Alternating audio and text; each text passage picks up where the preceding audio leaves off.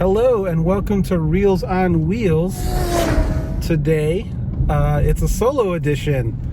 There is no Nicole, there is no Rini, it's just me.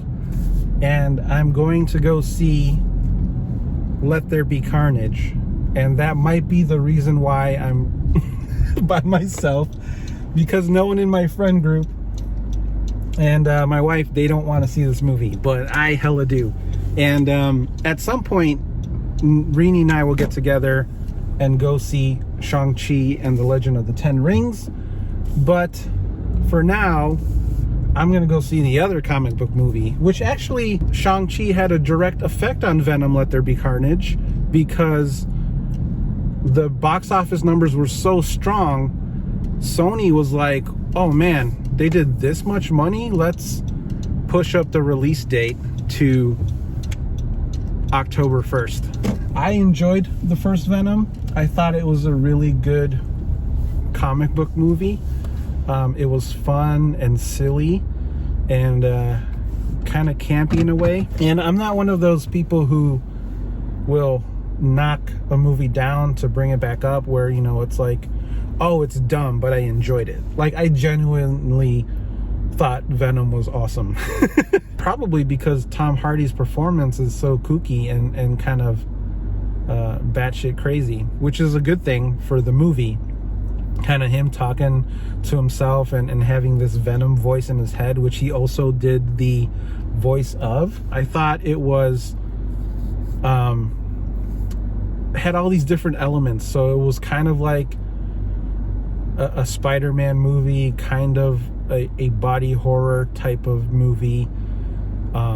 It reminded me of Invasion of the Body Snatchers and The Blob. So it had all these really cool creature feature elements to it. And then you couple that with insane gooey action and Tom Hardy's kind of bizarre performance. And it's really gonzo. I think he was the only one who knew the type of movie he was making.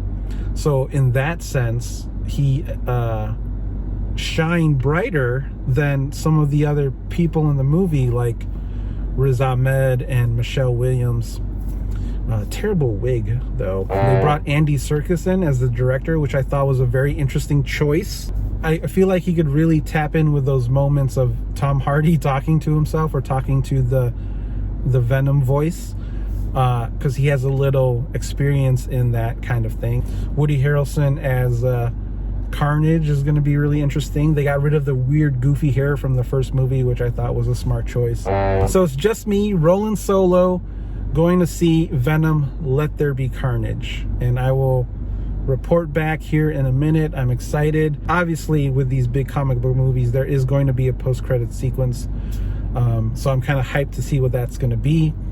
But I'm playing it safe. I picked a seat that is far from everyone, and from the look of it, there seemed to be like 10 or 15 people in the theater. That's more than there were in Don't Breathe 2. So we'll see how that goes. But I got my mask. I'm ready to watch a bizarre comic book movie. I'm super stoked. So let's go see Let There Be Carnage. I don't like the title. I wish they went with like Maximum Carnage.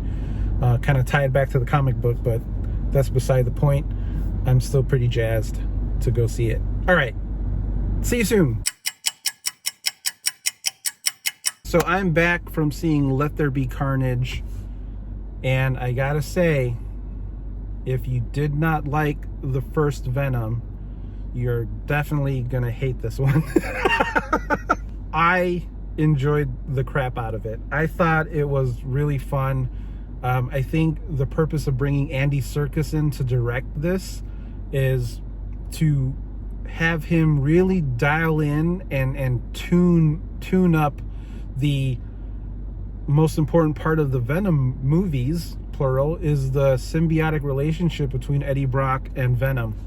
This is going to be a minor spoiler review. I don't want to reveal too much, but essentially Venom Let There Be Carnage is a love story between Eddie Brock and Venom.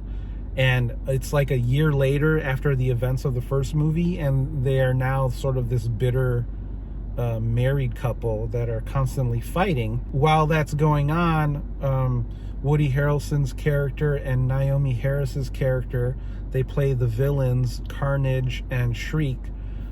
They have also a relationship, a loving relationship that they try to continue, but they're both kind of locked up in their own prisons. And so because of this chance encounter with Eddie and, well, I wouldn't say it's a chance encounter, but because of this encounter with Eddie and Cletus Cassidy, that's how Carnage is born. Because if you saw the trailer, he bites Venom, or he bites Eddie Brock, and then he tastes the blood of Eddie, and it, like, I guess, like, some of the symbiote transfers into Woody Harrelson's character, and then during his death scene, the death by lethal injection, that combination makes Carnage. I don't know. I was like, I'll just roll with it. Like, okay. So while that's going on, Eddie and Venom are not seeing eye to eye, and there's some really weird stuff in this movie. Like, there's some really weird shit. So, like, Eddie Brock tries to feed Venom, instead of him biting the heads off bad guys, which is what he wants to do, he's like feeding him this special chocolate and like these chickens, and so there's like chickens in his apartment and stuff. It's so weird, it's so bizarre. And then at some point they get in a huge fight, which literally means Tom Hardy is fighting himself, and he's like acting against the CGI. So it's another stellar performance from Tom Hardy. It's a very comedic performance. I think Andy Serkis wanted to amp up the comedy elements, the stuff that worked from the first movie, and put more of it in there. Everyone's kind of in on it. Everyone knows like that these are sort of superhero movies on a different level. I don't want to say they're like a downgrade from like a Marvel movie or an Avengers movie. I just want to say that they're tonally different. They lean more into the absurdity of what these characters are, especially a character like Venom. And because of that, like, it's a different kind of movie, and it's one that I actually enjoyed, and I thought it was really funny. The action can get a little, and this was a problem with the first movie, but like the action can get a little hard to watch, because I mean, it's like two goos just like slapping up against each other. But thankfully Carnage has all these extra appendages, and like he can turn his hands into blades and stuff. So there's some pretty cool CGI fighting in it. What happens is that this movie is sort of like a middle story. The first movie is like a date movie, right? Venom and Eddie meet and they start this relationship, and then in this movie they break them up.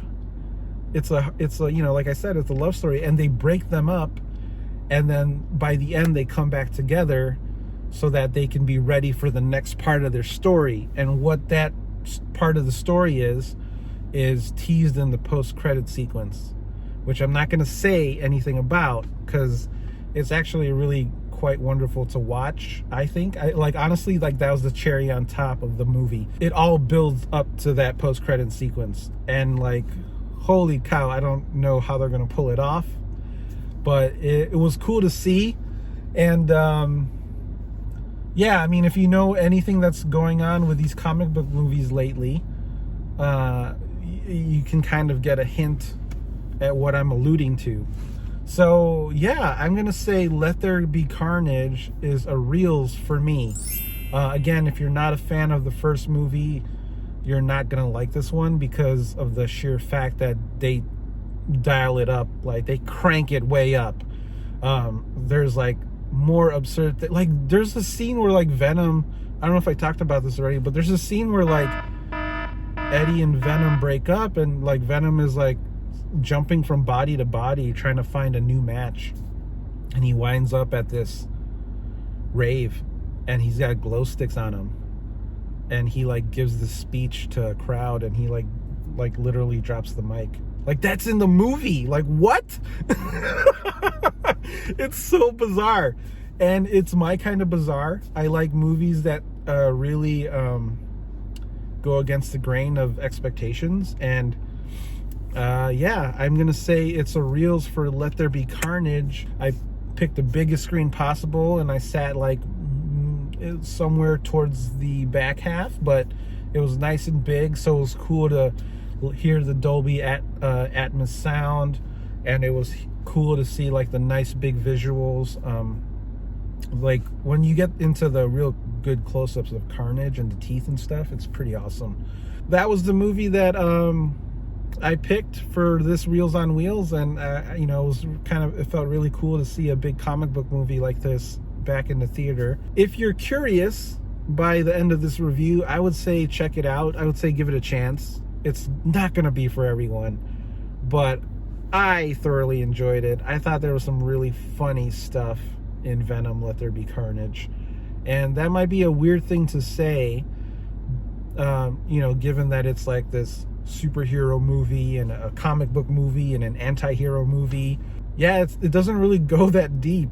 It's just really fun and silly and goofy and weird. And I kind of like that in my movies sometimes. Like, they can't all be weighted and heavy with emotion, you know. And like, this is not a knock on Venom or the other kinds of comic book movies, but like, they can't all be MCU movies. They can't all be like dark, brooding Batman movies. Sometimes they just need to be silly and fun. So that is my review for Venom, Let There Be Carnage. It is a definite reels for me. If you get a chance to go see it in a theater, see it on the biggest screen possible, because there's some really cool visuals in it. A really great comedic performance by Tom Hardy. Like, it's borderline Nick Cage good. That's what I'm gonna say. For Reels on Wheels, this has been Justin, and Justin only, because no one wanted to see this movie with me. And we will see you on the next. Take care. Bye.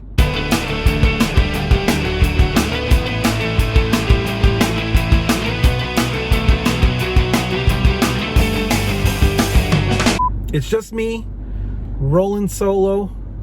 Rolling? Yeah. Okay, so I am back from, whoops.